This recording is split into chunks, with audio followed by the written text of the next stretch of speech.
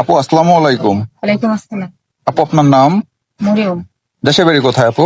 কুমিল্লা। কুমিল্লা।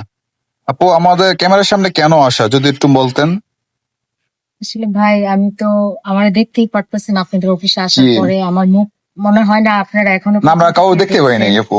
হ্যাঁ তো সেই জন্য তো জিজ্ঞেস করা, আপনি এত একটা পরহেজগার লোক, দুপুরে খাবার দাবার সময় বললাম যে আপু খাওয়া দাওয়া করেন, তো আপনি বলতেছেন যে ভাই পরে খাওয়া দাওয়া করবো, আপনাদের নামাজ পড়ার জায়গা আছে কিনা। বললাম যে হ্যাঁ, তাকে নামাজ পড়লেন তারপরে খাওয়া দাওয়া করলেন একান্ত ভাবে।